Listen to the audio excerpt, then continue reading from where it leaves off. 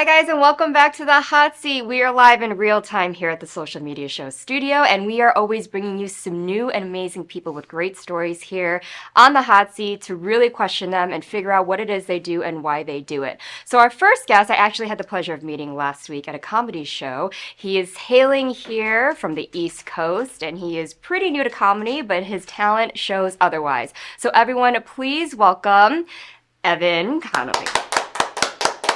Evan, how are you? Good to see you again. Good. Please take a seat. It's your first time here in the studio, right? So how are you doing today? It's a beautiful day in Las Vegas, right? Another day on the right side of the grass. Of course, of course. So we had the pleasure of meeting last week. If you guys remember that we had a comedian on the show before named Lex Las Vegas. I actually went to his 2-year anniversary comedy show, and I had the pleasure of meeting Evan there. So, Evan, we had, guys to know each other a little bit at the bar. And you are actually from Boston, correct? Yeah, from Boston, Massachusetts. And you hadn't always done comedy, right? I know you were actually in the Army, you played poker. I was in the Army, moved out here for poker and gambling, and kind of got into comedy during COVID when everything shut down and the casinos were down for more of a social life and getting out of the house a bit when the open mics started opening up and everybody still had masks. And yeah. So it's pretty new for you to be doing comedy, right? Yeah, I tried it a bit in Boston when I first got out of the Army. I took a class at the Improv Boston in Cambridge. But I only probably did it like 8 times in like 5 years. And then really got into it out in Vegas. So what made you get into that in Boston? Just coming out of the Army? Was that something part of your childhood that kind of inspired you? What's the story? Always kind of into it and wanted a way to try to meet people and didn't want to go to college. Because I thought bar tabs at open mics would be cheaper than tuition or going to college if I wasn't that into college or that. So just a way to get out, meet people, find a life outside of high school or the Army kind of knew. And that's pretty brave of you because being a stand-up comic, you have to be in front of people and you have to kind of work the audience and get them to laugh, basically, right? So that's pretty much going 0 to 100. You're not just socializing, but you're also grabbing the mic and you want to be in front of the people as well. It's an ultimate icebreaker because then people already feel like they know you from seeing you on stage versus just going to a bar and saying, oh, I'm going to try to meet friends. And then you just sit at the bar nursing a glass of whiskey all night. And it's a way that gets you out in front of people and people feel more confident. Like I didn't know anybody moving out here. And now I'm very fortunate to have a lot of friends that I all met through comedy for the most part. So when you're a professional poker player, so that's what brought you out here. How long have you been doing that for? And when did that opportunity arise to kind of look at Las Vegas as a home? Honestly, I always wanted to move to Vegas. There was something about the smoke and mirrors of Vegas I kind of liked. And I always thought every place was as expensive as Massachusetts. So I was like trying to save money and thought it would be like super expensive because you're from Chicago, right? Yes. So Chicago probably is a similar high. It's expensive to live in the city and stuff. So I thought every apartment everywhere was like $2,300 and very expensive. And then I looked it up one day and realized that Vegas, and this was right before COVID, so it was cheap to live here. And I was like, oh crap, I can move out now. I didn't realize how much cheaper it was to live here versus Massachusetts or other places. Yeah, and you found that through actually already being an avid poker player, right? Yeah, and the casinos are out here. I'd always want to live near a casino. And so do you still compete? Yeah, I still play poker a lot. I was at the Bellagio yesterday hanging out for a while, and I like the casino vibe, and I like to... It's cool in Vegas because it's like the only city you can like mosey down to the casino. Right, because there's like you're never far from one. So if you're ever bored or you want to kill time, I'll go to the sports book or something. Like it's pretty accessible around here. Oh yeah, there's a ton. Yeah. So when you out of COVID, like everything closed, obviously, all the casinos closed. First time the strips ever had to like chain their doors. Yeah. Right. And so you just kind of went back to comedy. Was there something about it that you still held on to that you're like, I really just have this love to go back into it, apart from COVID, obviously. That you couldn't gamble. It was definitely something I always wanted to do, but I feel like you need the time to do it because to really get good at comedy, you have to go to open mics every night. multiple ones a night, and you can't really have too many other friends. So it's kind of the perfect timing because in Boston I had a lot more friends that it's like when I was younger it was more important to be funny to my friends or be funny to girls at bars than meet a whole new group of friends and dedicate to stand up. Versus out here where I didn't know anybody, it's like, oh, okay, now I could actually go to open mics every night. I could turn that into my life because it kind of needs the full attention. You know what I mean? You can't. So do you say that you've made it really another full-time job currently? Are you doing open mics a lot? I do a lot of open mics because now it's part of my life that if I don't have anything to do and there's an open mic going on, I'm going to go do it. But I am lucky that I get to do a lot of actual shows and stuff too. And that puts a little beans in my jeans, a few cash. But I'd say it's like a part-time job for doing it. Like I'm going on the road this weekend to Arizona with a friend and that will be a fun show. Or I do Kimmel's a couple times a month and those are fun shows. But if it was by where you are the most, like I still go to 2 or 3 open mics a night, and that's just because there's so many of them. There's one tonight. Are you going to be there tonight? I have tonight I'm doing the open mic at Wiseguys in the Arts District. They do an open mic every Tuesday and Wednesday. Then I have a show in Henderson at the Penalty Box. Over in Henderson, and then I was gonna probably go to Lex's open mic thing after. I was gonna go hang out. Tonight's like another 3 shows tonight, just driving around, and I'll probably collectively get around 20 minutes of stage time. Between the Wiseguys are shorter; they're like 3 minutes. The Henderson's a book show, so there's only 6 of us, so it's probably more like 10 minutes, and then whatever Lex's chaos We're more as like a hangout, but it's pretty fun though. You know, I'm a lot of people. It's a I was cool bar. I was a bit of a boozy Susie last week, and I was so. But it was more of a party vibe. With I think we all were. And it was pretty fun though, and I feel it's a great hangout time, meet people. It's always a great open hang. Mic, It's funny that there's open mics where it's like everyone's really trying to be better. And then there's open mics that it's like you're hanging out at a bar with your friends, and then your friend disappears for 5 minutes, and nobody even listens to them do it. And it's like on Tuesdays there's 3 open mics, and it starts at Wiseguys. Do you know the Arts District well? I do, yes. So then like Wiseguys, you go down to Artifice, and then there's Champagne's on Maryland Parkway. And by the time everybody gets their champagnes at midnight, everyone's so drunk. It's like it's a mess. Nobody's listening. Nobody's... Right. Yeah, it's kind of funny seeing the progression. It's a good time, though. It's part of the environment. You know, a lot of comedy shows do happen at lounges. They happen at bars. Even not a lot of libraries. And comedians open their own. There's always going to be a bar there that's kind of like that relaxed night out. It kind of has to be surrounded by booze and having fun. And it's always a cool hang. So what comedians do you look up to that you would like to be inspired by their work? Well, who are they? Like Stephen Wright. I don't know if you've ever heard of him. Mitch Hedberg. I like a lot of the one-liner guys. Which are some of the older guys. But I like more of the jokey jokes than the stories and the long. So would you say that you've modeled your work based on kind of like a one-liner type? Comedy? One-liner, deadpan, very dry. I like that kind of. So what's one joke that you've realized? Because obviously everyone knows live audiences, depending on the city you're in, depending on the area of the city that you're in, some things work and some don't. Is there one general one that you feel like is your go-to? Let's say it's so dry, but you know that no matter what the crowd is, this is the one that's going to get them at least to giggle a little bit. Okay. That's clean? Well... I always say that because I am pretty clean. I don't really. You don't. So really it's kind of weird. Much, Well, when I was driving over here today, somebody flipped me off because there was a lot of traffic going on. Someone gave me the finger. I never get road rage because I'm a happy drunk. And then that one's usually pretty. Takes a second, and then I have like 7 other drinking jokes and DUI jokes. And then after I beat a dead horse for 3 minutes, I move on and start on a new horse. But my Instagram name's Stairway to Evan. And that's usually my opener. Stairway to Heaven. That's how I like to start. Right. And that hasn't gotten me a ton of followers, but every time it does, I'm like, Maybe after the show, I can get yes. You can't forget that. Stairway to Heaven. So far, I opened for Pauly Shore.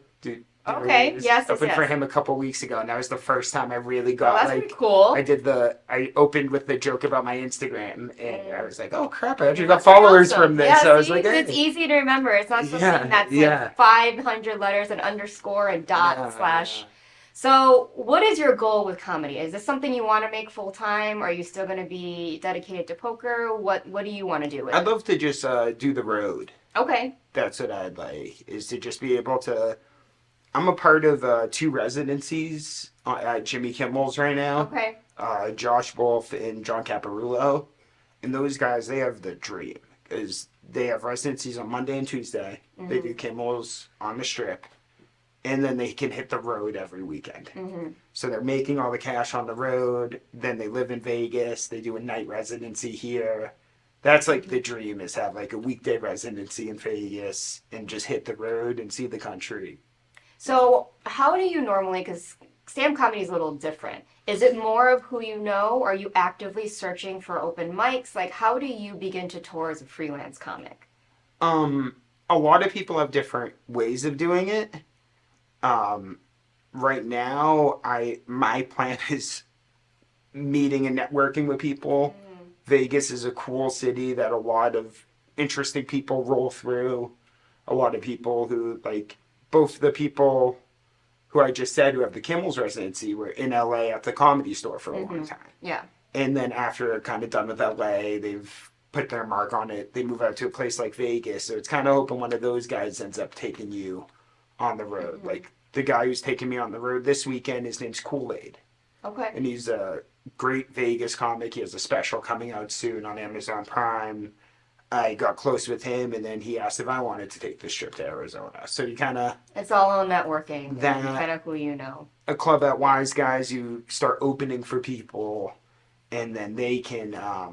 the goal is hopefully one of them will like you and say, hey, why don't you come do these dates with me? And But it takes a while. Yeah. So there's really no audition process. It's more you just go to open mics. You kind of hope that people, your comedy gets traction, and then you kind of network that way. Vegas is lucky that there's open mics at a comedy club, which is at Wiseguys. Mm-hmm. So that's like the best open mic because there's a booker there. You're in an actual comedy club. You're not in like some cafe that has a happy hour and somebody hits jackpot during one of your jokes and there's like hand pays and some dude smoking a cigarette watching the Golden Knights and like it's cool to have it at an actual comedy club. So it's kind of easier in Vegas to start to try to get noticed. And everybody, all the road comics come through here and they'll play the room. So you get like an interesting experience kind of opening for those guys. Okay. So that's kind of the blueprint. But it all starts at open mics and it's not really a thing you graduate from. You just kind of... I always see it as you just go out to do comedy every night. Mm-hmm. And hopefully one day you're doing more shows than open mics. So do you change up your set every show? Or do you try to... Not really. You maintain pretty much... they haven't heard it yet. Okay. I'll do the same one. Okay. Open mics, I'll change it up a lot because I'm working on new jokes. Mm-hmm. If I'm doing like an actual show, I have a pretty set routine that... I like to do and I feel comfortable with and I can perform it more because I'm not worried about the jokes because I know them so well. Right. Sometimes when you're trying a new joke, you don't really perform it well because you're trying to remember and you're like looking around like, are they laughing? Is this going to bomb? Yeah. Where it's the jokes you kind of know, you can really start performing and add the extra. Like I know you said you're a actress, right? Yes. So then that's like a whole nother thing with comedy is... You're writing the jokes, and then it's different trying to learn how to actually perform them. Right.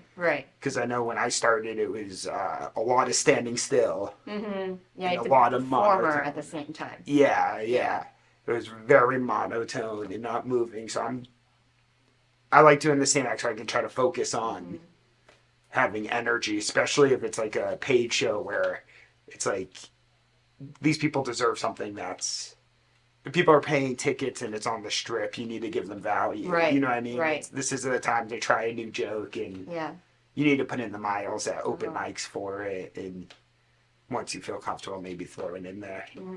So for you, what would you say makes a great comic in your eyes as a comedian yourself? Like, what really makes a great comic?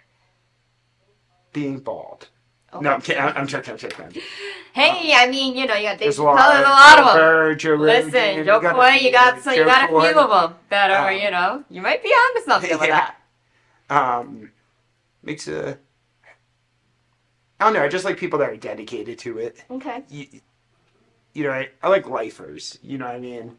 I like people that are in it for life regardless of the small stuff. Mm-hmm. Like, I know a lot of people get anxious, and I can fall for it too with like the small day-to-day. Why am I not getting this one? Why am I not getting that gig? I don't know, I like people that just worry about the big picture and stuff brushes off, and no matter what, you're just going to go out and do it every night, so you don't really care. Right. You're not really looking for approval from people or anything. And I always kind of like the crazier people that will do weird shows. I've done a lot of weird shows. Yeah, I mean, last week it was pretty odd. And I'm pretty sure it's going to be like that tonight, but it's a great time, so everyone can come out. I have a few shows coming out soon, January 26th and February 10th, that I'm helping run, where the comics wear shock collars. Oh, no. Like Chihuahua shock collars that are on level 2, and audience members get to shock them if they don't like the joke. Oh, no. It doesn't hurt. I would think that would kind of be like but it's the whole gimmick of it. So I kind of like the gimmick stuff and the kind of weird. So what legacy are you trying to leave behind in comedy? If you were to make it to the end. Legacy. I don't know. I would just like to be known as funny. Okay. I like that.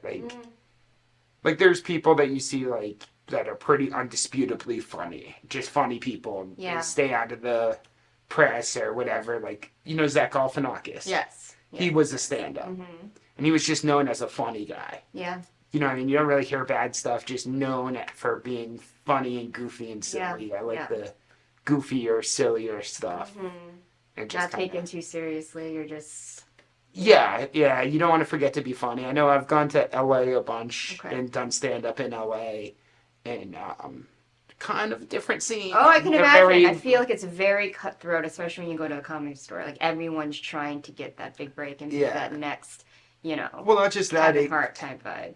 It gets very, snappy, like, kind of vague. Not vague, very, you're supposed to be vulnerable. Like, there's not too many jokes. Like, I did a club there, and the booker was like, oh, you're not vulnerable enough. You have to talk about your truths. And it's like, or you can just be funny. Comedy, right. If that's not your vibe, then that's fine. Yeah.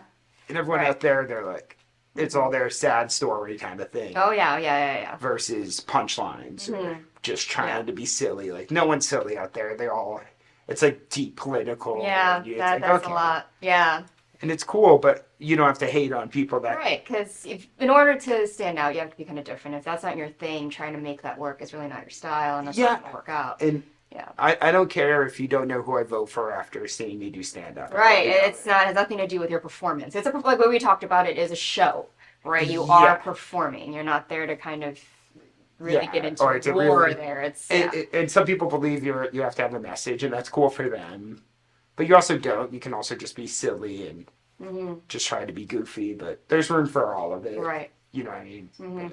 So this final question that I always ask all of my guests on here kind of sums up their whole story as a whole and who they are as a person. Is there a philosophy that you live by? Philosophy that I live by? Okay. This one I made up, so it might be kind of stupid. It's never stupid. When you're driving on the road, you don't look at other people's GPSs.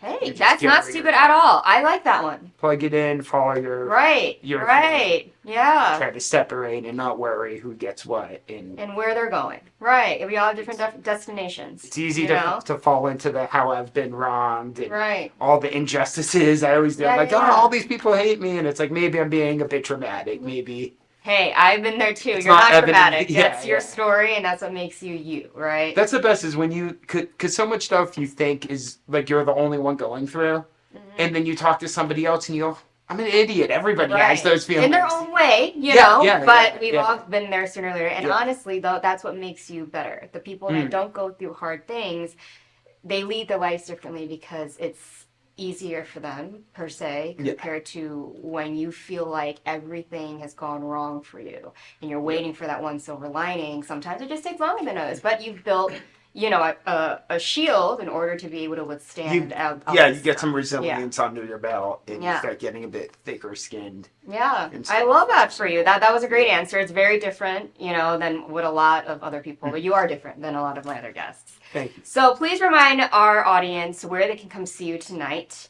Tonight at the Penalty Box in Henderson, Nevada. And then Shock Collar Comedy at Notoriety on January 26th. And every Monday at Jimmy Kimmel's. But sometimes I don't do stand-up. I take off my shirt and dance in the background. Oh, dear. Okay, maybe I'll see that tonight at Han Izakaya. Yeah. So if you want to come out, there's going to be a little fun open mic plus socializing at Han Izakaya on Decatur. And that starts at 10 p.m. So if you guys are willing to come out, it's always nice to mingle. I don't do comedy at all. I was just there to support. And then I ended up meeting people. And it was a pretty good time, you know? Nothing crazy. It's a bar, so it's not like you don't have to sit down and watch a show if you don't really want to. But so tell us your social media before we really go. Stairway to Evan Connolly. No, Stairway to Evan Comedy. I almost said my last name by accident. But it rolls off the tongue. It's almost Stairway to Evan. That's the important part. And are you on Facebook? Or is this just Instagram? Is I'm on Facebook as Evan Connolly, and that's about it. Okay. I haven't gone to the TikTok yet. All right. Well, thank you so much, Evan. It's been a pleasure to have you on the show. So you guys... No worries. So you guys don't go anywhere. We're going to have our next guest coming on soon. So everyone, please give a round of applause for Evan. Hey, Evan. Please support him. Come out to the open mics. Come see shows. Come support our Vegas comics. You never know. They might be the next special up on Netflix. So... yeah, look out for them. And when we come back, we're going to go into another area of entertainment, so don't go anywhere so you can see our next guest.